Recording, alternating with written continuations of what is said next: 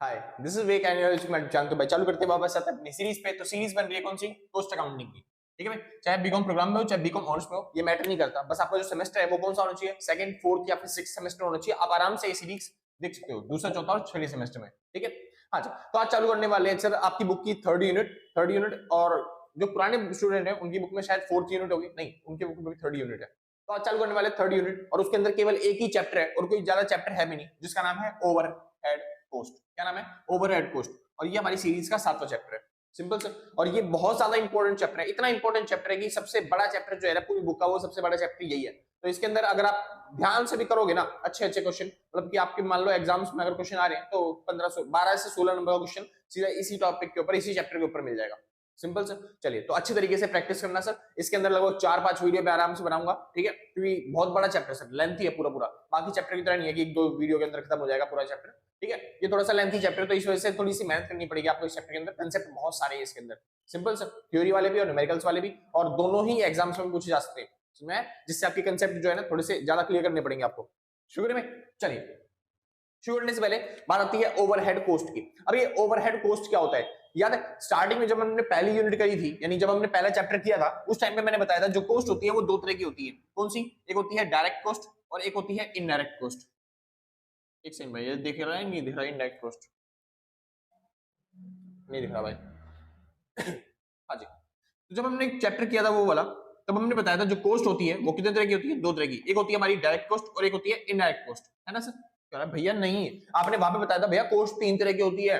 पहली होती है हमारी डायरेक्ट मटेरियल कोस्ट, दूसरी मतलब पहली कोस्ट होती है हमारी मटेरियल कोस्ट, दूसरी होती है हमारी कौन सी? लेबर कोस्ट, और तीसरी होती है हमारी एक्सपेंस कोस्ट। हाँ जी, मैं मानता हूँ मैंने तीन तरह की कोस्ट बताई थी। मटेरियल कोस्ट, उसके बाद लेबर कोस्ट, उसके बाद एक्सपेंस कोस्ट। कोई दिक्कत तो नहीं? ठीक। लेकिन उन मटेरियल कोस्ट के अंदर भी मैंने बताई दो तरह की मटेरियल कोस्ट। अगर बात की जाए तो मटेरियल कोस्ट भी दो तरह की होती है, डायरेक्ट मटेरियल और इनडायरेक्ट मटेरियल। सेम इसी तरीके से अगर मैं बात करूं लेबर कोस्ट की, तो लेबर कोस्ट भी कितनी तरह की होती है? डायरेक्ट लेबर और इनडायरेक्ट लेबर। ठीक है भाई। तीसरी कोस्ट अगर बात की जाए वो कौन सी थी? Expense coast. वो एक्सपेंस क्या होती है भाई? डायरेक्ट एक्सपेंस और इनडायरेक्ट एक्सपेंस। तो ये दो मतलब कि हर वेरायटी में आपको दो तरह के मटेरियल मिल जाएंगे, दो तरह की लेबर मिल जाएगी, दो तरह की एक्सपेंसेस मिल जाएंगे। तो ये एक होता है डायरेक्ट और एक होता है इनडायरेक्ट। जो डायरेक्ट वाले होते हैं तीनों की तीनों, जैसे कि यहीं पे बना देता हूं मैं थोड़ा सा, ठीक है भाई, ताकि आपके लिए इजी रहेगा। तो कोस्ट दो तीन तरह की होती है। ये रहा मटेरियल, ये रहा लेबर, और ये रहा क्या नाम था उसका? एक्सपेंस। और इसके अंदर भी दो तरह की है। पहला डायरेक्ट, इनडायरेक्ट। इसके अंदर भी दो तरह की, डायरेक्ट और इनडायरेक्ट। ठीक है, इसके अंदर भी दो तरह की, डायरेक्ट और इनडायरेक्ट। ठीक है, तो मैंने बताया था जितने भी डायरेक्ट वाले हैं, अगर आप डायरेक्ट वालों को जोड़ोगे तो आपको क्या मिलेगा? आपको मिलेगा प्राइम कोस्ट। क्या मिलता है? Prime cost. दिख रहा है भाई? नहीं दिख रहा सर, थोड़ा सा नीचे कर लेते हैं सर ताकि आपको दिख जाए आराम से। ठीक है, तो अगर आप तीनों को जोड़ोगे डायरेक्ट वालों को तो क्या मिलेगा आपको? Prime coast. एक सेकंड, हाँ जी, डायरेक्ट कोस्ट। और अगर इन तीनों को इनडायरेक्ट वालों को जोड़ोगे आप, तब आपको मिलेगा ओवरहेड। क्या मिलेगा सर? ओवरहेड। तो इनडायरेक्ट वालों को जोड़ के क्या मिलता है आपको? ओवरहेड। तो ओवरहेड मतलब क्या होता है? एक ऐसी कोस्ट जो कि इनडायरेक्ट जो कोस्ट को सब करने पर आती है, मतलब कि उन सबको जोड़ने पे आती है। जो भी इनडायरेक्ट कोस्ट है उन सबको जोड़ दो, आपको क्या मिल जाएगी? ओवरहेड कोस्ट मिल जाएगी। सिंपल सा, कोई दिक्कत नहीं। इनडायरेक्ट कोस्ट क्या होती है? ऐसी कोस्ट जो किसी भी वैरायटी के अंदर आप क्लैरिफाई नहीं कर सकते कि डायरेक्ट मटेरियल पे किया गया खर्चा, डायरेक्ट लेबर के ऊपर किया गया खर्चा, या फिर किस चीज के ऊपर किया गया खर्चा। अगर आप वेरीफाई नहीं कर पा रहे कि किस चीज पे आपने एक्सपेंसेस किए हैं वो, तो उसको बोलते हैं क्या? Indirect coast. सुन में? जैसे फॉर एग्जांपल के तौर पे मैंने ये पेन बनाने का रॉ मटेरियल खरीदा, कितने का? 2 रुपए का। तो मेरे को पता है मैंने मटेरियल के ऊपर खर्चा किया, तो इसको बोलते हैं डायरेक्ट मटेरियल खर्चा। समझ में? Direct material expense. उसके बाद अगर मैंने पेन बनाने के लिए जो लेबर था उसको वेजेस दिए 4 रुपए का, तो ये हो गया कौन सा? Direct labour cost. सिंपल सा। हाँ जी। लेकिन अगर मैं बोलता हूं मैंने जो पेन बनाने के लिए मटेरियल तो खरीदा था 2 रुपए का, लेकिन क्या पता है उसमें से ना 1.5 रुपए का मटेरियल यूज हुआ, 0.50 पैसे का मटेरियल क्या हो गया? बर्बाद हो गया। मतलब वेस्ट भी तो होता है ना कोई मटेरियल।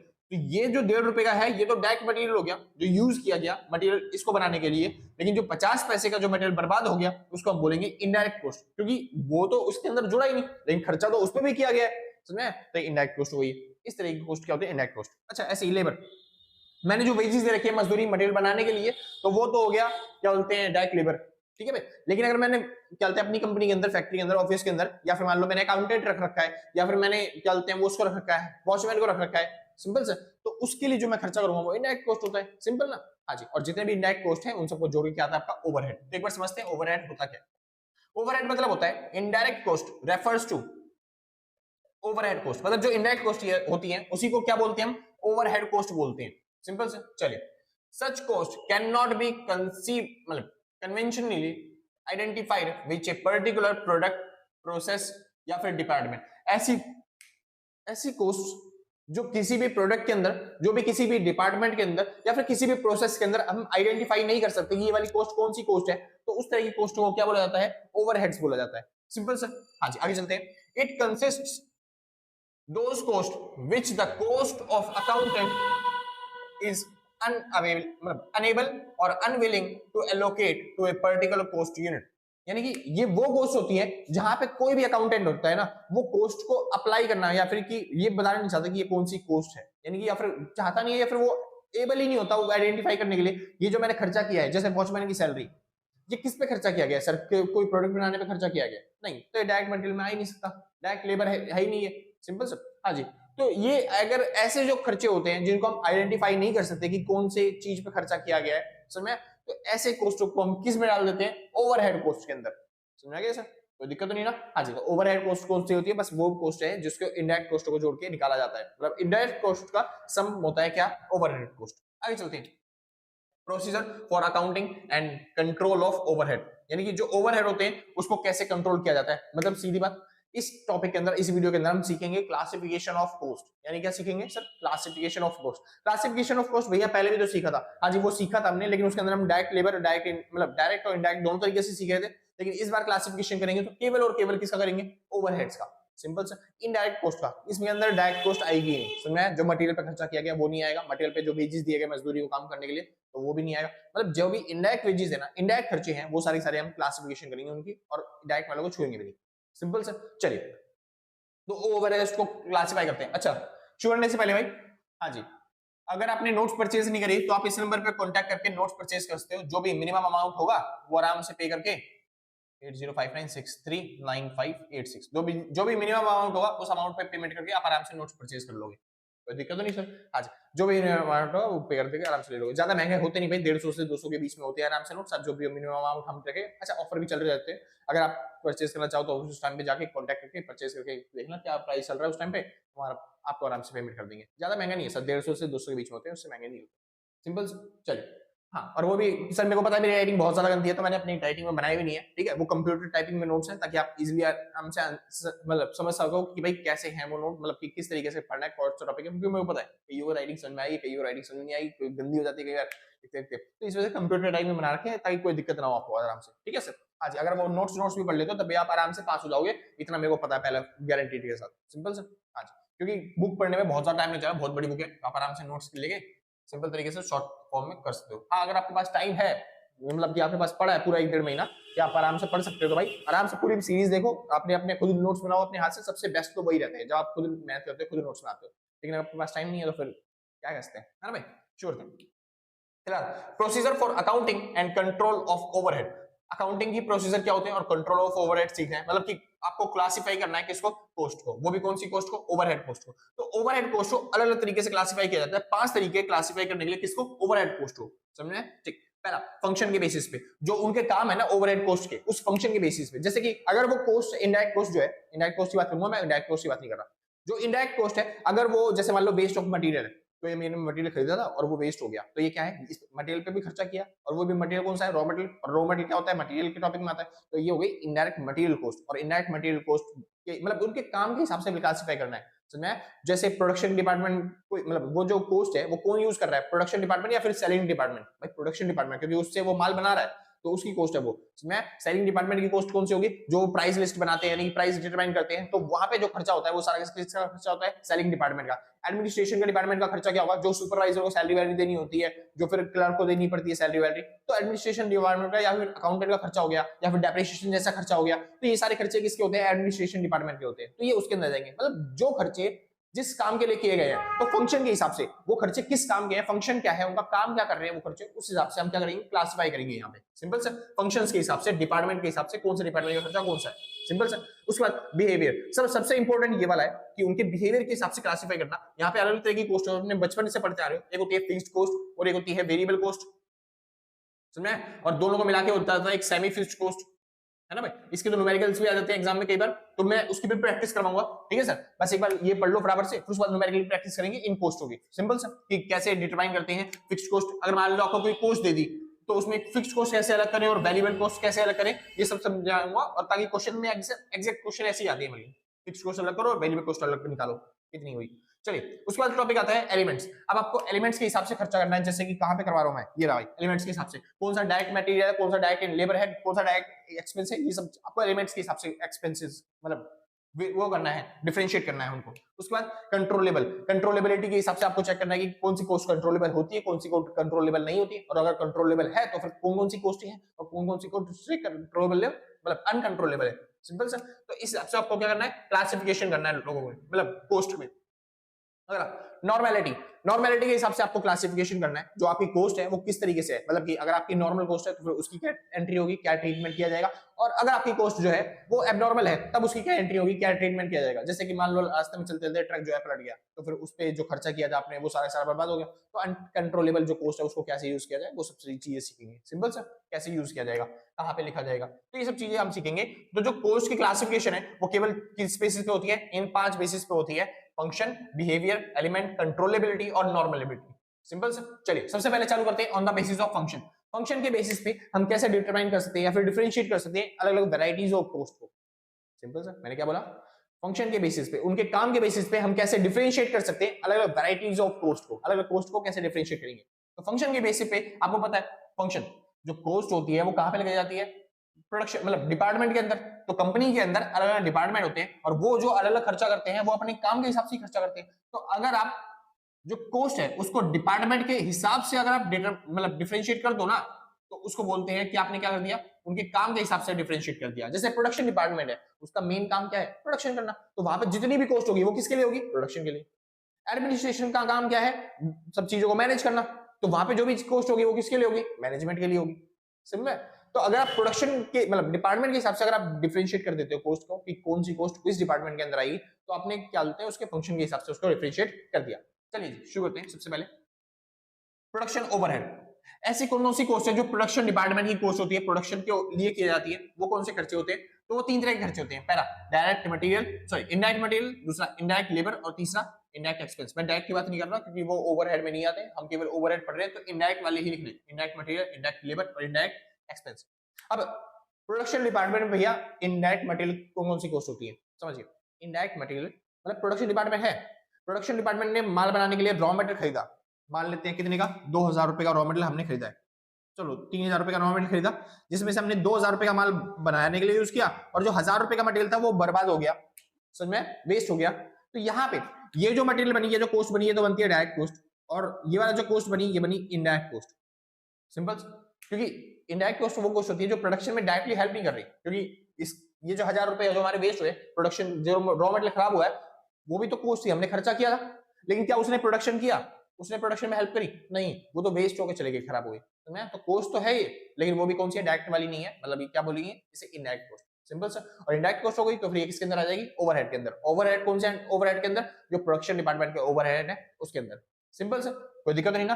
हाँ जी, ऐसी कॉस्ट होती है, वो कौन सी होती है भाई, इनडायरेक्ट मटेरियल कॉस्ट। इसके अलावा भाई दूसरी दूसरी क्या होती है, indirect labour cost. Indirect labour cost क्या होती है, समझिए, इनडायरेक्ट लेबर कॉस्ट, मैं फिर दोबारा से कोई प्रोडक्शन कर रहा हूं, उसको बनाने के लिए मैंने एक मजदूर बुलाया, उसकी मैंने सैलरी रखी 3000 रुपए पर मंथ। तो ये जो सैलरी है ना 3000 रुपए, ये किसकी सैलरी है, वेजेस, सैलरी नहीं सॉरी वेजेस बोलते हैं प्रोडक्शन डिपार्टमेंट के अंदर, ठीक है भाई। तो मैंने उसको वेजेस दिए कितने रुपए, 3000 रुपए पर मंथ, ठीक है। तो फिर जो उसकी सैलरी जो उसको वेजेस दिए मैंने, वो क्या हो गए, डायरेक्ट लेबर कॉस्ट। लेकिन इनडायरेक्ट वाली कौन सी होगी, अब वो जो मतलब वेजेस में दे रहा हूं उसके अलावा भी कुछ और काम कर रहा है वो, जैसे उसको मिल रहे हैं बोनस, वो एक्स्ट्रा काम कर रहा है जिसकी वजह से उसको मिल रहा है ओवर टाइम का पैसा, समझे। तो ये जो मेरे को एक्स्ट्रा एक्सपेंसेस करने पड़ रहे हैं, फालतू खर्चा करना पड़ रहा है, तो ये सारे खर्चे किसके अंदर आएंगे, ये ओवरहेड के अंदर आएंगे। वो भी कौन से ओवरहेड के अंदर, इनडायरेक्ट लेबर ओवरहेड के अंदर, वो भी प्रोडक्शन डिपार्टमेंट के। कोई दिक्कत तो नहीं, पक्की बात। जो भी मैं वेजेस पे खर्चा कर रहा हूँ, मतलब बोनस पे खर्चा कर रहा हूँ, या फिर मैं ओवर टाइम का पेमेंट कर रहा हूँ उसको, तो ये सब खर्चे क्या है, या फिर पीएफ का, ईएसआई का जो मैंने खर्चा किया है, ये सब क्या होते हैं भाई, ये सारे इनडायरेक्ट लेबर होते हैं, लेबर एक्सपेंस। उसके बाद आते हैं भाई, चलते इनडायरेक्ट एक्सपेंसेस। इनडायरेक्ट एक्सपेंसेस क्या होते हैं, वो सारे खर्चे जो प्रोडक्शन डिपार्टमेंट कर रहा है, लेकिन ना तो वो क्या है इनडायरेक्ट चलते मटेरियल में आते हैं खर्चे, ना ही वो इनडायरेक्ट लेबर के अंदर खर्चे आते हैं। वो सारे खर्चे क्या हो जाएंगे भाई, इनडायरेक्ट चलते इनडायरेक्ट एक्सपेंस, जैसे कि मैंने कैरेज के लिए भाड़ा दे दिया किसी को, या फिर मैंने फ्राइट दे दिया, रेट्स एंड टैक्सेस दे दिए मैंने, तो ये सारे किसके अंदर आ जाएंगे, ये सारे खर्चे आ जाएंगे किसके अंदर, प्रोडक्शन ओवरहेड के अंदर। सिंपल सा। चलिए एक बार थोड़े से एग्जांपल दे देता हूं, जैसे कि इनडायरेक्ट जो मटेरियल है उसके खर्चे के एग्जांपल क्या है भाई, आपकी बुक से ये एग्जांपल आप आराम से देख सकते हो। जैसे कि कॉस्ट ऑफ कंज्यूमेबल स्टोर्स, यानी कि कोई आपने कंज्यूमेबल मतलब सामान खरीदा है, जैसे पेन पेंसिल रबर शॉर्पनर आपने खरीदी है, प्रोडक्शन डिपार्टमेंट ने खरीदी है ताकि वो यूज कर पाए, समझ में? हाँ जी। तो फिर ये सब चीजें खर्चे क्या है, ये भी डायरेक्ट मटेरियल में आते हैं, मतलब इनडायरेक्ट मटेरियल में आते हैं। सिंपल से। उसके बाद आपने खरीदा कॉटन जो कि वेस्ट हो गया, और उसके बाद आपने लुब्रिकेंट ऑयल खरीदा है, यानी मशीनों में तेल डालने वाला मशीन, मतलब मशीनों में तेल डालने के लिए मशीन वो तेल खरीदा है, समझ में? तो ये सब क्या है, ये मटेरियल पे आपने खर्चा किया है ताकि मशीन मटेरियल क्या उसके बन सके, लेकिन वो मतलब खर्चा क्या हो गया, एक्चुअली में वेस्ट हो गया, फिर खराब हो गया, फिर यूज करने के लिए खर्चा है, ये इनडायरेक्ट कॉस्ट होती है। Simple material cost.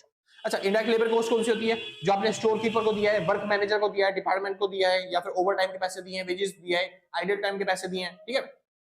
उसके बाद मतलब आइडल टाइम होता है ना, आइडल टाइम के पैसे दे रखे हैं, मतलब वो काम नहीं कर रहा फिर भी हमको उसके पैसे देने पड़ रहे हैं क्योंकि हमारे पास काम ही नहीं है, ठीक है, तो उसको आइडल टाइम बोलते हैं। उसके बाद पीएफ के पैसे दिए आपने, मैच्योरिटी फंड के दिए, मैटरनिटी फंड के दिए आपको पैसे, ठीक है, किसी चलते एम्प्लॉय को अपने। तो ये सारे खर्चे क्या होते हैं, इनडायरेक्ट लेबर खर्चे होते हैं, इनडायरेक्ट लेबर एक्सपेंस होते हैं। उसके बाद सॉरी, इनडायरेक्ट लेबर एक्सपेंस, हाँ सी। इनडायरेक्ट एक्सपेंस क्या होते हैं, इनडायरेक्ट एक्सपेंस वही बताया, रेट्स टैक्सेस आप जो भी पे कर रहे हो, या फिर कॉस्ट ऑफ ट्रेनिंग के, कोई नया एम्प्लॉय आया इसको ट्रेनिंग के लिए खर्चा कर रहे हो, ठीक है, फैक्ट्री टेलीफोन एक्सपेंस पे कर रहे हो, तो ये सारे क्या हो गए, पावर और फ्यूल पे खर्चा कर रहे हो, ये सब क्या होते हैं, इनडायरेक्ट एक्सपेंस होते हैं। सिंपल से, कोई दिक्कत तो नहीं ना, समझ में आ गया होगा, बहुत अच्छी बात है। आगे चलते हैं भाई, अगला टॉपिक आता है एडमिनिस्ट्रेशन ओवरहेड। एडमिनिस्ट्रेशन ओवरहेड क्या होता है, अच्छा थोड़ा इजी तरीके से समझाऊं, इजी तरीके से समझना है ना, तो इसको मिटा देता हूं भाई, जिसको नोट करना है फटाफट से नोट करिए, फिर मैं मिटाता हूं। कर लिया भाई, स्क्रीनशॉट ले लिया, बहुत अच्छे। चलिए भाई, तो प्रोसीजर वाला टॉपिक मिटा देता हूं, इजी तरीके से समझना है ना भाई, तो समझो ध्यान से। देखिए, आपने बचपन में सीखा था, एक होता है ट्रेडिंग अकाउंट, 11वीं क्लास में सीखा होगा आपने। एक होता है प्रॉफिट एंड लॉस अकाउंट। तो ट्रेडिंग अकाउंट में जो भी खर्चे आते हैं ना, वो सीधा रिलेटेड होते हैं प्रोडक्शन डिपार्टमेंट से। तो यहाँ पे जो भी खर्चे होंगे वो डायरेक्ट होंगे या फिर इनडायरेक्ट होंगे, लेकिन वो किससे रिलेटेड होंगे, प्रोडक्शन डिपार्टमेंट से। तो प्रोडक्शन डिपार्टमेंट में मतलब ट्रेडिंग अकाउंट में जो भी खर्चे आते हैं ना, वो आपको बस पहचानना है कि वो मटेरियल पे किया गया, लेबर पे किया गया, या फिर यहाँ पे एक्सपेंस पे किया गया, वो सारे खर्चे ट्रेडिंग डिपार्टमेंट होते हैं। अच्छा, एडमिनिस्ट्रेशन डिपार्टमेंट के खर्चे कौन से होते हैं भैया, तो ये वाले जितने भी खर्चे होते हैं पीएनएल अकाउंट के अंदर, मतलब वो सारे के सारे क्या होते हैं, एडमिनिस्ट्रेशन डिपार्टमेंट के। सिंपल से, जैसे कि फॉर एग्जांपल के तौर पे एडमिनिस्ट्रेशन में भी तीन ही खर्चे होते हैं भाई, क्या, इनडायरेक्ट मटेरियल, इनडायरेक्ट लेबर और इनडायरेक्ट एक्सपेंस, ये तीन खर्चे। अब इनडायरेक्ट मटेरियल पे क्या किया गया खर्चा है, इनडायरेक्ट लेबर पे कौन सा खर्चा किया गया है, और इनडायरेक्ट एक्सपेंस पे कौन सा खर्चा किया गया है, बस वो देखना है। इनडायरेक्ट मटेरियल पे कौन सा खर्चा गया है, इनडायरेक्ट मटेरियल पे कौन सा खर्चा गया है, एडमिनिस्ट्रेशन डिपार्टमेंट मटेरियल पे क्या खर्चा करता है, देख लो सर एग्जांपल के तौर पे।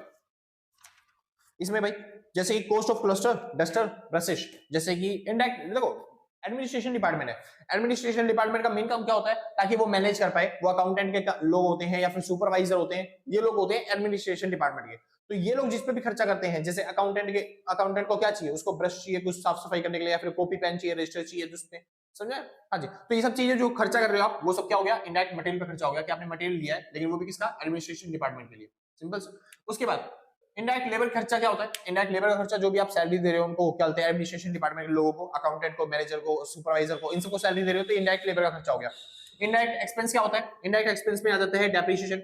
इसमें क्या आता था इनडायरेक्ट एक्सपेंस, यहाँ पे होता था पावर का खर्चा, फ्यूल का खर्चा, ठीक है, लेकिन यहाँ पे होता है डेप्रिसिएशन का खर्चा, ठीक है सर, या फिर मशीनरी पे डेप्रिसिएशन लग गया। तो ये सब जो होते हैं ना खर्चे, लॉस होते हैं जो इतने भी, वो सारे सारे क्या होते हैं, इनडायरेक्ट लेबर मतलब सॉरी इनडायरेक्ट एक्सपेंस होते हैं, वो भी किसके, एडमिनिस्ट्रेशन डिपार्टमेंट के।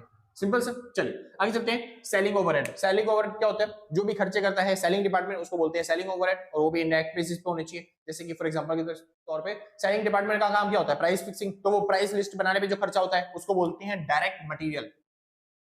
प्राइस लिस्ट बनाने पे जो भी खर्चा हो गया वो क्या हो गया, डायरेक्ट मटेरियल। और उसके बाद सेलिंग डिपार्टमेंट में जो काम कर रहे हैं लोग, उन्होंने वेजेस ली, सैलरी वैल्यू ले ली, तो उसको क्या बोलेंगे हम, हाँ जी, उनकी सैलरी को डायरेक्ट मटेरियल, इनडायरेक्ट मटेरियल, हाँ जी। उसके बाद सैलरी वैल्यू उन्होंने ले ली, तो फिर उसको क्या बोलेंगे भाई, इनडायरेक्ट लेबर।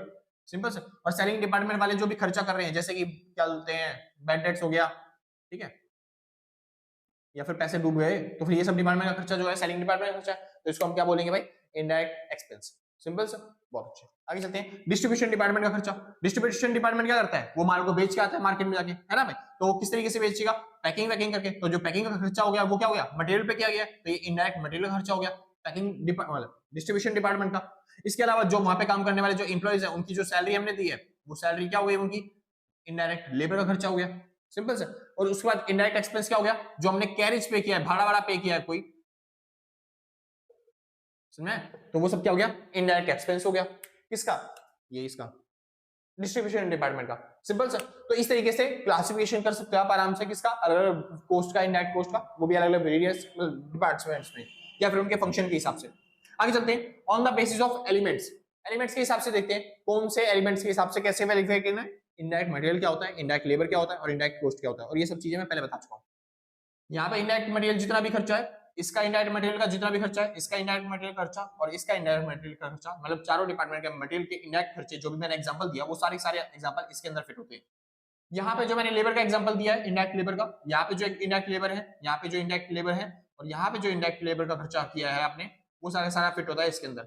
अलग डिपार्टमेंट के जितने भी इनडायरेक्ट लेबर के खर्चे हैं वो यहाँ पे, ऐसे ही सेम इनडायरेक्ट एक्सप्रेस के जितने भी एग्जांपल है वो सारे यहाँ पे फिट हो जाएंगे, सिंपल सा, बढ़िया। तो ये हर डिपार्टमेंट का सम अप करता है, बस खाली अलग अलग वैरायटीज के कैटेगरी के हिसाब से बांट के, मतलब एलिमेंट्स के हिसाब से बांट के, सिंपल सा, बहुत अच्छे। आगे चलते हैं, जैसे कि अगर मैं बात करूं, यहाँ पे आपने जो सीखा था ओवरहेड, ओवरहेड कितने तरह के होते हैं, ओवरहेड जो भी इनडायरेक्ट एक्सपेंस होते हैं उसको बोलते हैं ओवरहेड, है ना भाई। चलिए, अब जो ओवरहेड होते हैं ना, वो बेसिकली कितने तरह के, अलग अलग तरीके के, मतलब 4 तरीके के। जैसे कि कौन सा ओवरहेड हो गए, ये सारा, ये पूरा तीनों मिला के क्या होते हैं, ओवरहेड, ठीक है भाई। इन तीनों जोड़ के आता है ओवरहेड, इनडायरेक्ट एक्सपेंस मतलब इनडायरेक्ट मटेरियल, इनडायरेक्ट लेबर और इनडायरेक्ट एलिमेंट्स। और ओवरहेड जो होते हैं वो 4 तरीके के कैटेगरी में बांटे जाते हैं इन्हीं के बेसिस पे। जैसे कि कौन सा, प्रोडक्शन डिपार्टमेंट का खर्चा, एडमिनिस्ट्रेशन डिपार्टमेंट का खर्चा, सेलिंग डिपार्टमेंट का खर्चा, और उसके बाद चौथा डिपार्टमेंट कौन सा था, चलते हैं पैकिंग डिपार्टमेंट या फिर डिस्ट्रीब्यूशन डिपार्टमेंट, इनका खर्चा। तो ये चारों क्या होते हैं, अलग डिपार्टमेंट के एक्सपेंसेस होते हैं, सिंपल सा, बहुत अच्छे। आगे चलते हैं, वापस अपने टॉपिक पे आते हैं, शुक्रिया ना, ठीक। अगला टॉपिक आता है, on the basis of controllability. On the basis of controllability, ऐसी कोस्ट जिसको आप कंट्रोल कर सकते हो और ऐसी कोस्ट जिसे आप कंट्रोल नहीं कर सकते, सिंपल। चलिए, कंट्रोलेबल कोस्ट क्या होती है, कंट्रोलेबल कोस्ट भैया वो कोस्ट होती है जिसको हम कंट्रोल कर सकते हैं। अनकंट्रोलेबल कोस्ट जिसे हम कंट्रोल नहीं कर सकते, वो अनकंट्रोलेबल कोस्ट हो गई, सिंपल सा। एग्जांपल के तौर पे, जिसे आप कंट्रोल कर सकते हो, जैसे कि जिसको आप कम कर सकते हो, वो खर्चा जिसको आप कम कर सकते हो फैक्ट्री में काम करते करते। जैसे आपने देखा आपके पूरे मतलब कि अगर दादा नाना होंगे तो फिर वो बोलते हैं, अरे खामा खामे पंखा चला रखा है बेटा, पंखा बंद कर दे, ठीक है, कोई बैठा नहीं है फिर भी बिजली बिल बन रहा है, लाइटें बंद कर दे भाई। सेम ऐसे ही फैक्ट्री के अंदर अगर फालतू में लाइटें जल रही हैं, फालतू में पंखे चल रहे हैं, समझ में, ठीक, और आइडियल टाइम आपका वेस्ट हो रहा है, तो ये सब होती है कंट्रोलेबल कॉस्ट जिसको आप कम कर सकते हो, समझ में। लाइटिंग का खर्चा आपका, उसका खर्चा किसका,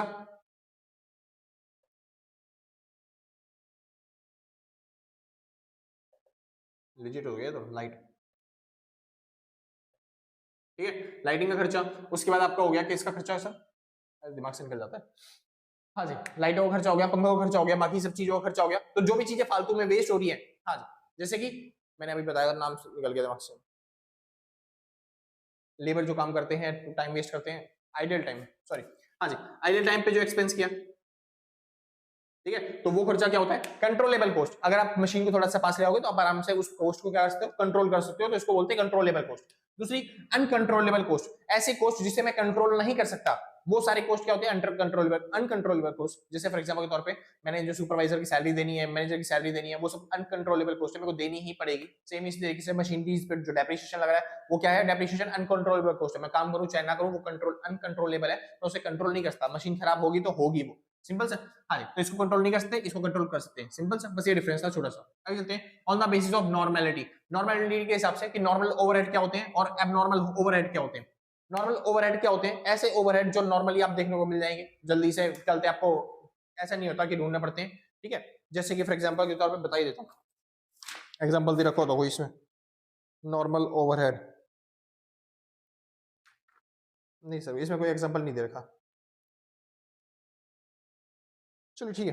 तो जो भी आपके मतलब अनअवॉइडेबल है ना, जिसको आप अवॉइड नहीं कर सकते, जैसे कि आपने लेबर को सैलरी वैलरी दे रखी है, तो ये अवॉइड नहीं कर सकते भाई, प्रोडक्शन हुआ है तो सैलरी देनी पड़ेगी, समझे, तो ये अवॉइड नहीं कर सकते, तो इसको क्या बोलते हैं, चलते हैं नॉर्मल ओवरहेड, और जिनको हम अवॉइड कर सकते हैं अब नॉर्मल ओवरहेड, जैसे कि आइडियल टाइम, तो इसको चलते अवॉइड किया जाता है, सिंपल से। तो इसको क्या बोलते हैं, एबनॉर्मल ओवरहेड। जो एबनॉर्मल फालतू का खर्चा किया जा रहा है, हम फालतू में लॉस झेले जा रहे हैं इसमें, तो इसको बोलते हैं मतलब एब्जॉर्ब, क्या बोलते हैं, एबनॉर्मल ओवरहेड, सिंपल से। चलिए आगे चलते हैं। On the basis of behaviour, behaviour के बेसिस पे जो होती है कॉस्ट, वो तीन तरह की होती है। पहली वेरिएबल कॉस्ट, दूसरी सेमी वेरिएबल कॉस्ट, और तीसरी क्या होती है, फिक्स्ड वेरिएबल कॉस्ट। जो वेरिएबल कॉस्ट होती है वो क्या होती है, वेरिएबल कॉस्ट जो हमेशा चेंज होती रहती है, यानी कि अगर आप प्रोडक्शन करने जा रहे हो तो आपका अगर एक मतलब कोई प्रोडक्शन नहीं कर रहे तो वेरिएबल कॉस्ट जीरो है, क्योंकि आपने कोई प्रोडक्शन ही नहीं किया तो आपका खर्चा कितना होगा, जीरो।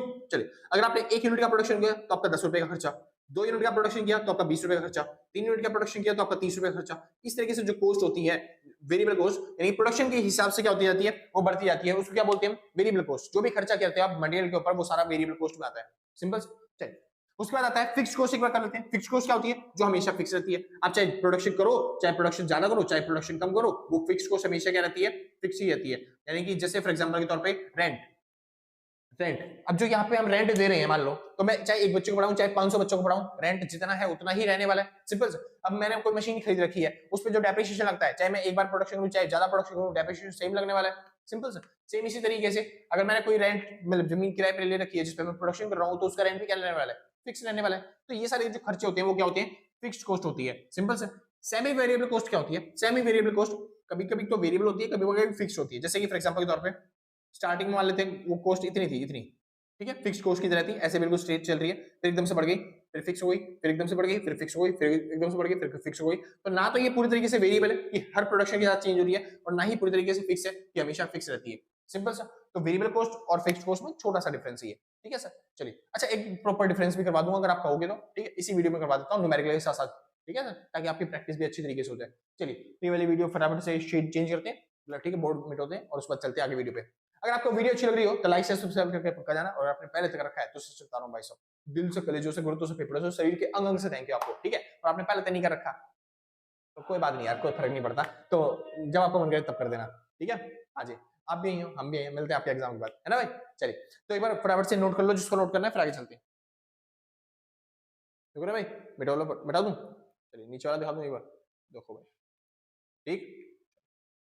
तो हाँ भाई शुक्र है, चलिए फिर तो शुरू करते हैं सर। मैंने बोलता डिफरेंस करते हैं फिक्स्ड कॉस्ट और वेरिएबल कॉस्ट में, तो सबसे पहले वही खत्म कर लेते हैं भाई, ठीक है भाई। चलिए तो ये फिक्स्ड कॉस्ट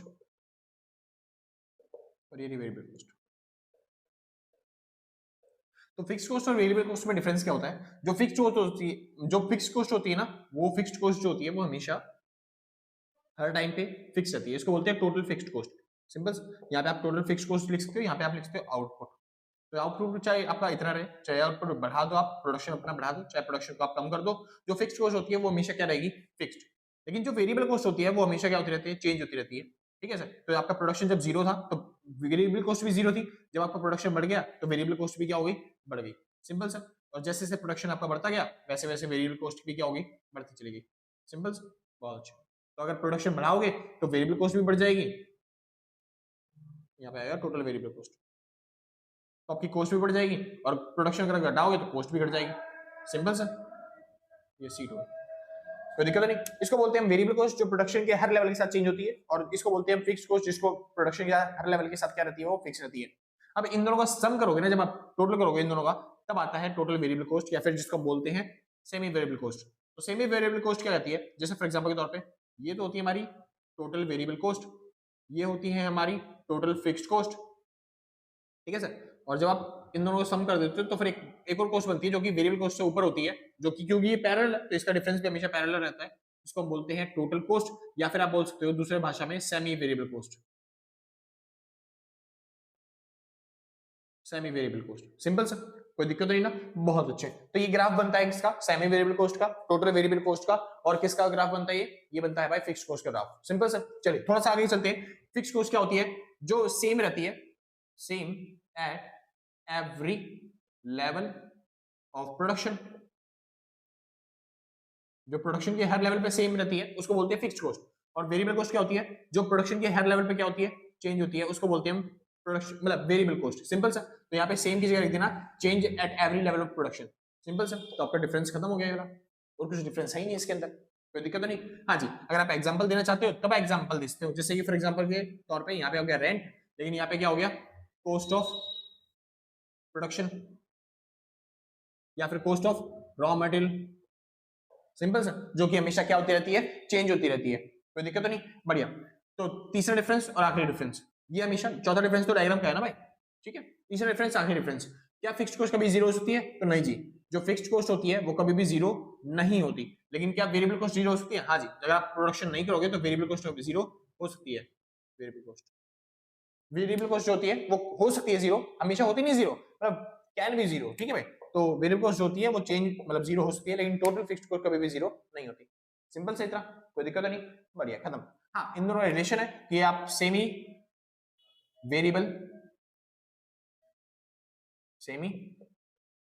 वेरिएबल कॉस्ट अगर निकालनी है तो कैसे निकालोगे?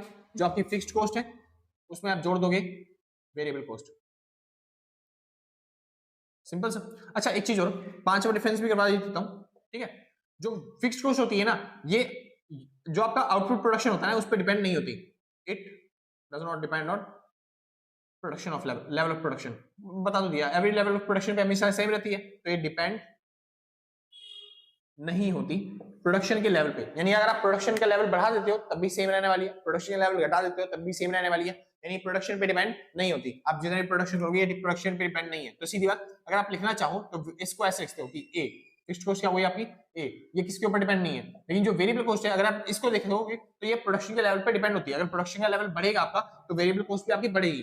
तो सेम इसी तरीके से अगर मैं वेरिएबल कॉस्ट को बी बोलता हूँ और जो प्रोडक्शन का लेवल है उसको मैं एक्स बोलता हूँ, क्वांटिटी को मैं एक्स बोलता हूँ कि मैं एक्स क्वांटिटी का प्रोडक्शन कर रहा हूँ, तो ये जो वेरिएबल कॉस्ट है वो किस पे डिपेंड होती है?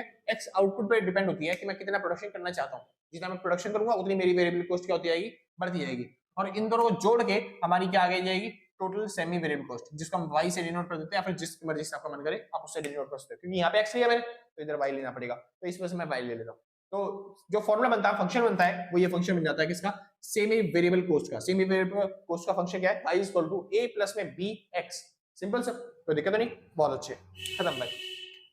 और कुछ नहीं आएगा, चलिए जी चालू करते हैं, वापस आते हैं अपने न्यूमेरिकल्स पे, क्योंकि थोड़े से न्यूमेरिकल कर लेते हैं जो एग्जाम में आने वाले लगता है आपके, ठीक है सर, ताकि हेल्प मिल जाएगी आपको काफी ज्यादा।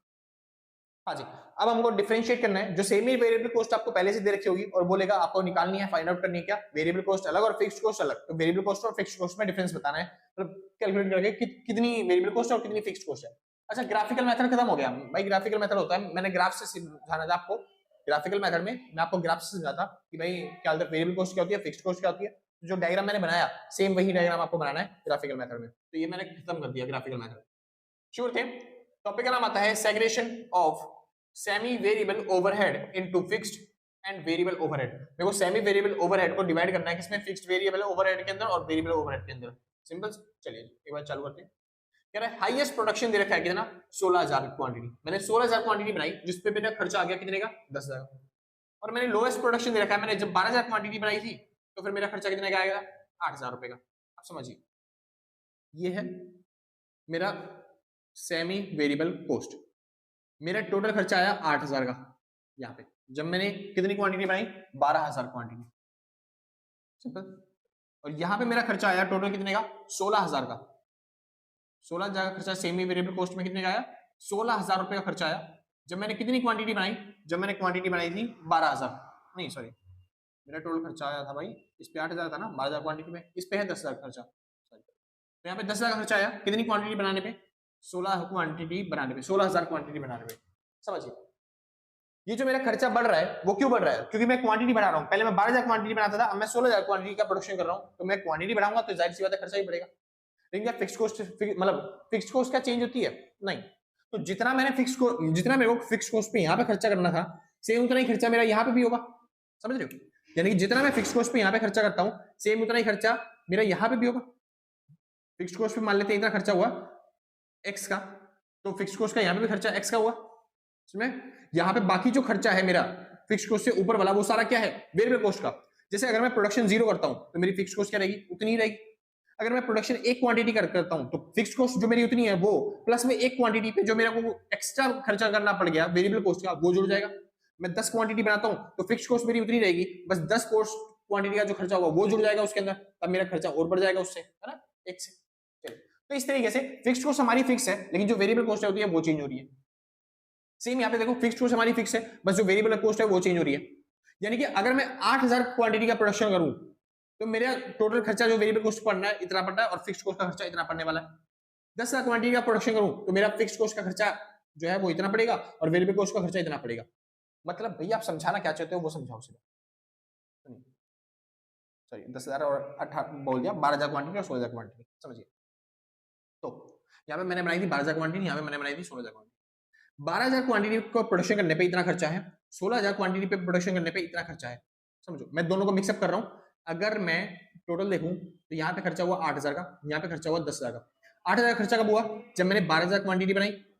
10,000 खर्चा कब हुआ? जब मैंने 16,000 क्वांटिटी बनाई है। सिंपल। यानी कि फिक्स कॉस्ट का खर्चा पहले हो चुका है।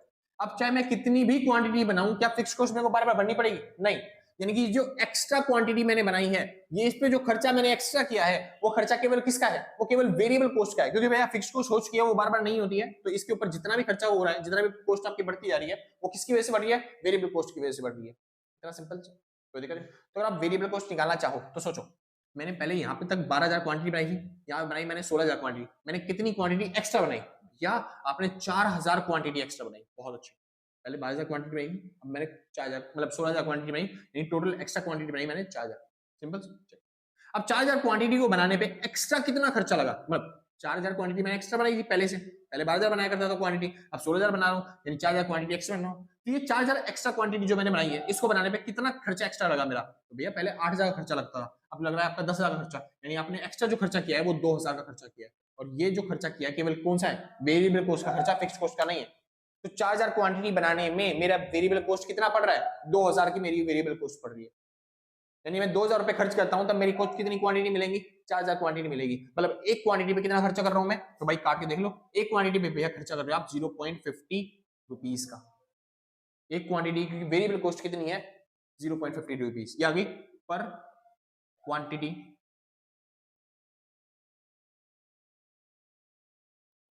Variable cost. कितने रुपए आ गई? 0.50। कैसे निकाला हमने? वही मेथड जो इसने मेथड बोला है, high to low point method. High to low point method use करना है। High to low point method क्या कहता है? वो कहता है आप चेंज देखो। क्या देखो? चेंज किसका? High cost and low cost का, और उसको डिवाइड कर दो चेंज से। हाईएस्ट यूनिट और उसकी लोएस्ट यूनिट की कॉस्ट से। यहाँ पे भी हाई लो लिख दिया, मगर यहाँ पे भी हाईएस्ट और लोएस्ट आएगा। तो जो भी आपका हाईएस्ट कॉस्ट का खर्चा है, मतलब जो चेंज हुआ है वो आप ऊपर लिखोगे, हाईएस्ट यूनिट में जो चेंज हुआ है वो आप नीचे लिखोगे, और उसके बाद आप डिवाइड करोगे तो आपका आ जाएगा total variable cost per unit. आपको मिलेगी वेरिएबल कॉस्ट पर यूनिट। कितने रुपए? 0.50 रुपए। एक क्वांटिटी को बनाने का खर्चा कितना है? 0.50 रुपए। ये वेरिएबल कॉस्ट है, फिक्स कॉस्ट नहीं है, वेरिएबल कॉस्ट। तो समझिए। अब निकाल लेते हैं एक बार फिक्स कॉस्ट कितनी होगी। तो फिक्स कॉस्ट निकालने के लिए दो तरीके हैं, पहला तरीका और दूसरा तरीका। सेम ही तरीका है, कोई डिफरेंस है नहीं दोनों तरीकों में। समझिए, ऐसे कर लेता हूँ यहाँ पे, पहला तरीका दूसरा तरीका। ठीक। अब देखिए, पहले मैं टोटल कितनी, मेरा टोटल खर्चा आ रहा था 12,000 क्वांटिटी को बनाने का 8,000, तो मेरा टोटल खर्चा आ रहा था 8,000 का खर्चा। सिंपल। कितनी क्वांटिटी को बनाने का? 12,000 क्वांटिटी को बनाने का। अब सोचिए, एक क्वांटिटी को बनाने पे कितना खर्चा हो रहा है? एक क्वांटिटी को बनाने पे कितना खर्चा हो रहा है सर? अच्छा, ये फॉर्मूला सिखाया ना मैंने आपको अभी अभी, क्या बोलते हैं, जो सेमी वेरिएबल कॉस्ट होता है वो बराबर होता है फिक्स्ड कॉस्ट और प्लस में वेरिएबल कॉस्ट के, है ना सर? तो मैं वही कर रहा हूँ, सेमी वेरिएबल कॉस्ट जो होता है वो बराबर होता है फिक्स्ड कॉस्ट प्लस में वेरिएबल कॉस्ट के। तो समझिए, सेमी वेरिएबल कॉस्ट कितनी आई थी हमारी पहले में? 8,000। फिक्स कॉस्ट कितनी थी हमारी? वो तो पता ही नहीं है, वो तो निकालनी है हमें। प्लस में वेरिएबल कॉस्ट कितनी है हमारी? देखो 50 पैसे का खर्चा हो रहा है, मतलब 50 रुपीज का, 50 पैसे का खर्चा हो रहा है, ठीक है। और किस पे? 12,000 क्वांटिटी में मैं खर्चा कर रहा हूँ, तो बस 12,000 क्वांटिटी पे, हर क्वांटिटी पे 0.50 के हिसाब से खर्चा करेंगे, तो टोटल खर्चा कितना हो गया? वेरिएबल कॉस्ट कितनी आ गई? 6,000। और ये फिक्स कॉस्ट यहीं पे रहेगा, और ये इधर आगे माइनस हो जाएगा, है ना भाई? चलिए, तो 8 में से 6 गए, बच गया 2,000। तो ये 2,000 आ गया आपका क्या? Fixed cost. तो आपका फिक्स्ड कॉस्ट कितनी आ गई? 2,000। अगर आप इससे नहीं करना चाहते, आप दूसरे वाली इक्वेशन से कर लो, सेम वही फॉर्मूला। सेमी वेरिएबल कॉस्ट कैसे निकलती है? फिक्स्ड कॉस्ट प्लस में वेरिएबल कॉस्ट, है ना भाई? चलिए, तो सेमी वेरिएबल कॉस्ट कितनी थी दूसरी बार में? हमारा टोटल खर्चा कितना होगा था? 10,000 का। 10,000 मेरा टोटल खर्चा था। फिक्स्ड कॉस्ट तो पता ही है कितनी है ना भाई? चलिए, वेरिएबल कॉस्ट कितनी थी? वेरिएबल कॉस्ट देखो मैंने कितना माल बनाया था, मैंने बनाई थी इस टाइम पे 16000 क्वांटिटी। कितनी क्वांटिटी बनाई है? 16000 क्वांटिटी। और एक क्वांटिटी को बनाने पे कितना खर्चा होता है? वेरिएबल कॉस्ट कितनी लगती है? 0.50 रुपीज। Simple sir. चलिए अब इसको मल्टीप्लाई कर देते हैं, हो गया 8000 प्लस में फिक्स्ड कॉस्ट, और 8000 यहाँ पे प्लस क्या हो जाएगा, क्या हो जाएगा? माइनस, है ना सर। तो 10 में से 8 चले जाएंगे, कितने बच गए? 2000। 2000 क्या आ गया आपकी फिक्स्ड कॉस्ट। Simple sir. तो इस तरीके से आप आराम से कैलकुलेट कर सकते हो। अच्छा एग्जाम में अच्छे तरीके से लिखना, साफ साफ तो इतना लिखा बस खाली, ठीक है, उस साइड वाला। तो सबसे पहले आपको फॉर्मूला लगाना है वेरिएबल कॉस्ट का। वेरिएबल कॉस्ट का यहाँ से चालू है, ठीक है। तो वेरिएबल कॉस्ट का यहाँ से पर यूनिट का फॉर्मूला लगाओगे। फॉर्मूला लगाने के बाद आपको वैल्यू पुट करनी है, सॉल्व करके आपका आंसर आ गया। वेरिएबल कॉस्ट आ गई 0.50 रुपए। Simple sir. वेरिएबल कॉस्ट की अमाउंट आ गई, हर एक यूनिट को बनाने में कितना खर्चा हो रहा है। तो आपने 12000 यूनिट बनाई तो कितना खर्चा हो जाएगा, और आपने 16000 यूनिट बनाई तो कितना खर्चा हो जाएगा। आपने वेरिएबल कॉस्ट निकाल ली, कितनी आई? 8000। यहाँ पे वेरिएबल कॉस्ट 8000 है, यहाँ पे वेरिएबल कॉस्ट 6000 है। बस इसको माइनस कर देना है, जो टोटल कॉस्ट थी 8000 से 6000 माइनस किया तो 2000 आ गई फिक्स कॉस्ट। चाहे यहाँ पे देख लो फिक्स कॉस्ट 2000 आई। फिक्स कॉस्ट हमेशा फिक्स रहती है, चाहे यहाँ पे रहे चाहे यहाँ पे रहे। सिंपल। बहुत अच्छे। सेम यही तरीका है, और इसी तरीके से आप ये वाला तरीका करोगे, मतलब समझ में आ गया? इसी सॉरी थोड़ी सी, हाँ, तो सेम इसी मेथड से आपको ये वाला तरीका करना है, मतलब ये वाला क्वेश्चन करना है। सेम ही मेथड है भाई, यहाँ पे हाई लो पॉइंट मेथड बोल दिया, यहाँ पे बोल दिया comparison level by activities method. Comparison करना है एक्टिविटीज लेवल से, तो कोई डिफरेंस नहीं है। यहाँ पे आपने एक्टिविटीज के नाम पे अप्रैल में वो देखा है प्रोडक्शन कितना हुआ है। सेम तरीका, सेम कंसेप्ट, सेम वही चीज करना है। क्या कर दूं मैं? एक काम करो, मैं करके आपका आंसर दिखा रहा हूँ, ठीक है, क्या आंसर है। एक बार फटाफट से जो भी आपका आंसर आएगा ना, एक बार निकाल के, मेरे से पहले निकाल के वीडियो पॉज कर लेना बेसिक से, और खुद निकाल के देखने एक बार क्या आंसर आ रहा है आपका, ठीक है भाई। ग्राफिकल मेथड करवा दिया, उसको मिटा देता हूँ, ठीक है। सुनिए, तो आप पहले पॉज कर लो इसको वीडियो को, और ये वाला क्वेश्चन जो है इसको सॉल्व करके आपका आंसर निकालो। आंसर निकालने के बाद जो भी कमेंट में आया वो बताओ, फिर उसके बाद मैच करना कि आपका आंसर सेम आ रहा है मेरे जैसा या फिर नहीं आ रहा। सिंपल से। चलिए चालू करते हैं फिलहाल। तो टॉपिक क्या आता है? Using comparison by level of activities method. आपको एक्टिविटीज का लेवल का मेथड यूज करना है, और उसके बाद आपको क्या करना है, मतलब कंपैरिजन करना है, और उससे क्या निकालनी है आपको? वो निकालनी है फिक्स्ड कॉस्ट और वेरिएबल कॉस्ट, बतानी कितनी कितनी होगी। चलिए जी निकालते हैं। तो आपको पता है टोटल वेरिएबल कॉस्ट कैसे निकलती है? Per unit. हाँ जी, ऊपर लिखते हैं हम चेंज इन कॉस्ट अपॉन में चेंज इन यूनिट। चलिए जी बहुत अच्छे। चेंज इन कॉस्ट, कॉस्ट में देखो कितना चेंज हो गया। पहले मैं खर्चा करता था कॉस्ट पे कितना, 10,000 का, अब मेरा खर्चा कॉस्ट कितने पे कितना हो रहा है? 21,000 का। यानी मैंने कितना खर्चा बढ़ा दिया? मेरा खर्चा बढ़ गया भैया 11,000 रुपए से। सिंपल सा, ये तो वेरिएबल कॉस्ट का खर्चा है ना बस खाली। और मेरी यूनिट कितनी बढ़ाई मैंने? पहले 4000 यूनिट बनाता था, 15,000 यूनिट बना रहा हूँ, यानी मेरी यूनिट पे कितने से बढ़ गई? 11,000 से। यानी टोटल कितना आ गया अमाउंट कट के आराम से? 1 आ गया, 1 रुपये का खर्चा। ये भी क्या होगा हमारी total variable cost per unit. Simple. चलिए अब हमें क्या निकालना है? वेरिएबल कॉस्ट हमने निकाल ली पर यूनिट के हिसाब से, अब हमें वेरिएबल कॉस्ट निकालनी है और फिक्स कॉस्ट निकालती है। चलिए निकाल लेते हैं, किसी भी कोई भी उठा लो आप, आराम से कहीं से भी कर लेना। ये मैं पहले लाइन को उठा लेता हूँ, उसी से कर लेता हूँ। तुम लोगों को पता है सेमी वेरिएबल कॉस्ट कैसे निकलती है ना? जैसे जो फिक्स्ड कॉस्ट होती है उसमें हम जोड़ देते हैं वेरिएबल कॉस्ट को। चलिए एक बार वेरिएबल कॉस्ट साइड में निकाल के दिखाऊं, क्योंकि एग्जाम में अगर बोल दिया खाली वेरिएबल कॉस्ट निकालो तब कैसे निकालोगे सर वेरिएबल कॉस्ट? समझिए, तो मैंने वेरिएबल कॉस्ट कितना प्रोडक्शन किया था, मैंने कितनी आउटपुट बनाई थी, यहाँ पे मैंने 4000 क्वांटिटी का प्रोडक्शन किया था, तो वेरिएबल कॉस्ट में मैंने 4000 क्वांटिटी का प्रोडक्शन किया था। हर क्वांटिटी का प्रोडक्शन करने पे कितना खर्चा होता था? 1 रुपये का खर्चा होता। Simple sir. चलिए तो टोटल मेरा वेरिएबल कॉस्ट कितना आ गया? 4000। बस खत्म, सिंपल यही था। तो यहाँ पे आ जाएगा वेरिएबल कॉस्ट की जगह कितना, वो 4000 रुपये, क्योंकि वेरिएबल कॉस्ट कितना हुआ पहले लाइन में 4000, और टोटल मतलब सेमी वेरिएबल कॉस्ट कितना था? 10,000। बस यहाँ पे फिक्स कॉस्ट निकल जाएगा आपका। ये प्लस क्या चला गया? माइनस क्या हो जाएगा? यानी कि 6000 आपके आ गया क्या? Fixed cost. सिंपल सर, बहुत अच्छे, होशियार तो हो आप। अब सेम ही तरीका सर, ए मेथड हो गया, बी मेथड भी सेम है, सेम आपको निकालना है। दोबारा निकाल देता हूँ, चलिए। सेम ही वेरिएबल कॉस्ट कैसे निकलेगा? फिक्स्ड कॉस्ट जमा में वेरिएबल कॉस्ट। Simple sir. चलिए तो फिक्स्ड कॉस्ट क्या है? फिक्स्ड कॉस्ट फिक्स रहती है हमेशा। वेरिएबल कॉस्ट और सेमी वेरिएबल कॉस्ट कितनी है? सेमी वेरिएबल कॉस्ट देखिए 21,000, तो यहाँ पे हम लिख देंगे कितना? 21,000। वेरिएबल कॉस्ट कितनी देखी है? 15,000। वैसे 15,000 यूनिट है ये, 15,000 यूनिट को मल्टीप्लाई करना पड़ेगा जो पर यूनिट कॉस्ट है उससे, 1 रुपए से। समझा? फिर भी आपका आंसर कितना आने वाला है? 15,000, इसलिए मैं सीधा लिख देता हूँ 15,000। सिंपल से। तो यहाँ पे प्लस का है, इधर आगे क्या हो जाएगा? माइनस। तो 21,000 में से 15,000 गए, कितना बच गया? 6,000। ये आपका क्या आ गया? Fixed cost. सिंपल से। तो 6,000 चाहे यहाँ से कर लो चाहे यहाँ से कर लो, सेम आपका आंसर होने वाला है हर जगह पे, हर कंसेप्ट के हिसाब से। सिंपल से। अगला चालू करते हैं सर। अच्छा जिसको नोट करना भाई नोट करिए फटाफट से, फिर आगे चालू करता हूँ। ठीक है, लास्ट टॉपिक रह गया, लास्ट क्वेश्चन रह गया, उसका खत्म करते हैं। वो कह रहा है एनालिटिकल मेथड भी है भाई, वो नाम वगैरह पर है, वो खाली असम्पशन बेस्ड मेथड है, करवाता हूँ अभी फिलहाल वो भी, मतलब ऐसे ही हो जाएगा वो तो। शुरू करते हैं। आता है टॉपिक यूजिंग कंपैरिजन। अच्छा ये तो हो गया ना, ठीक। यार अगला क्वेश्चन, आपको डाटा दे रखा है, कह रहा है using simultaneously equation method. Equation method का यूज करना है और आपको इसको सॉल्व करना है। इक्वेशन मेथड थोड़ा सा अलग है भाई, इसमें था आपने फॉर्मूला लगाया था, डायरेक्ट पर यूनिट कॉस्ट निकाल लिया था। इक्वेशन मेथड में आपको इक्वेशन बनानी है फिर सॉल्व करना है। चलिए तो सॉल्व करना चालू करते हैं आंसर में। सबसे पहले जो टोटल सेमी वेरिएबल कॉस्ट थी वो कैसे निकलती है, वो निकलती है भैया फिक्स्ड कॉस्ट, ऐसे लिख देता हूं भाई, फिक्स्ड कॉस्ट प्लस में वेरिएबल कॉस्ट को जोड़ के, सिंपल ना। और इसकी इक्वेशन मैंने बताई थी, y is equal to fixed cost को हम बोलते हैं a और वेरिएबल कॉस्ट को हम बोलते हैं b, और यहाँ पे आ जाता है कि ये x के ऊपर डिपेंड करती है, यूनिट्स के ऊपर डिपेंड करती है, इसलिए x मतलब क्या हो गया, x मतलब हो गया यूनिट्स, और y मतलब क्या हो गया, semi variable cost, simple sir, कोई दिक्कत नहीं। चलिए एक बार सॉल्व करते हैं, मतलब इक्वेशन बना के।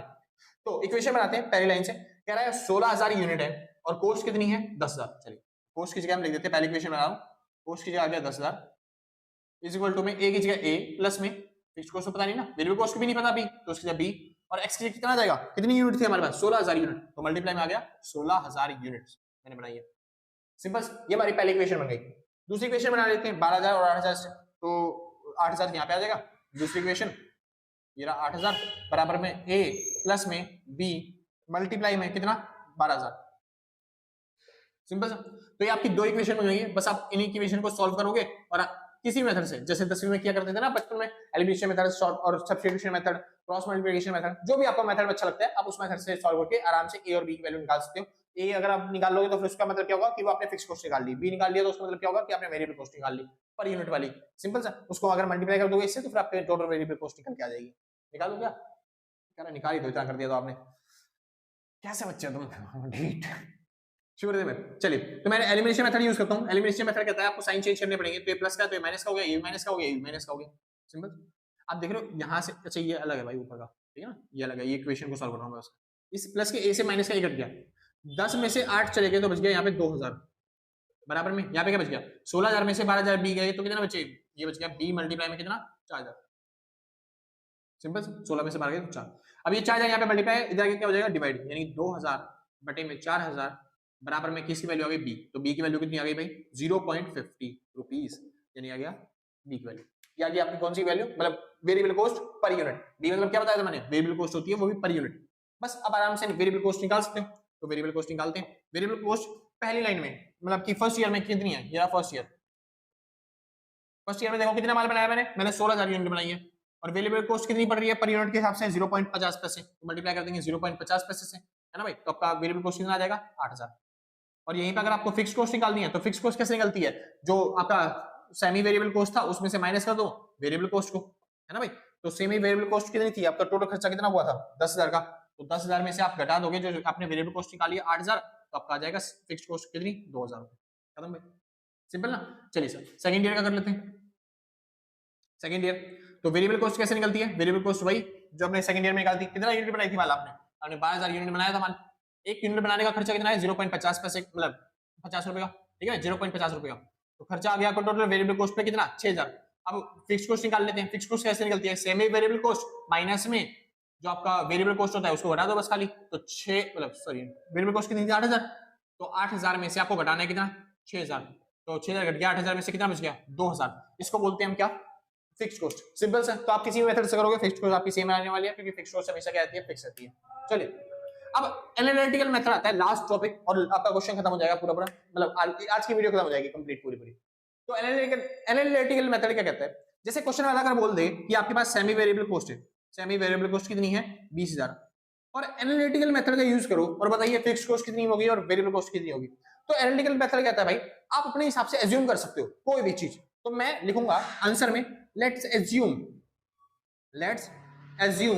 that variable cost is 40% of semi variable cost, assume कर लिया।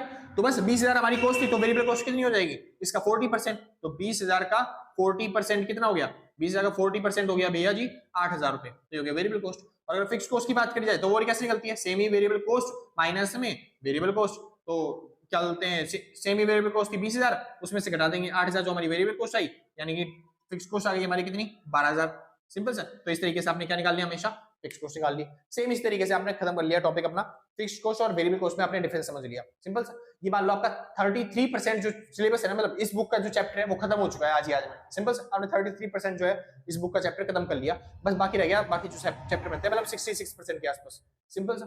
तो देखिए भाई 67%। हाँ जी तो आज के लिए अगर आपको वीडियो अच्छी लगी हो तो क्या बोलते हैं, अगर आपको आज की वीडियो अच्छी लगी हो तो लाइक से सब्सक्राइब कर जाना, और हमने पहले तक रखा है तो सच बता रहा हूँ भाई साहब, दिल से कलेजे से गुर्दे से फेफड़ों से शरीर के अंगों से थैंक यू। ये छोटी नाखून दिख रहा है ना, छोटा सा नाखून से भी आपको थैंक यू, समझे? हाँ जी, ये मजा सा आता था, जैसे आप बोलते हो भैया पहले तक रखा था सब्सक्राइब, तो मजा था, बस ठीक है।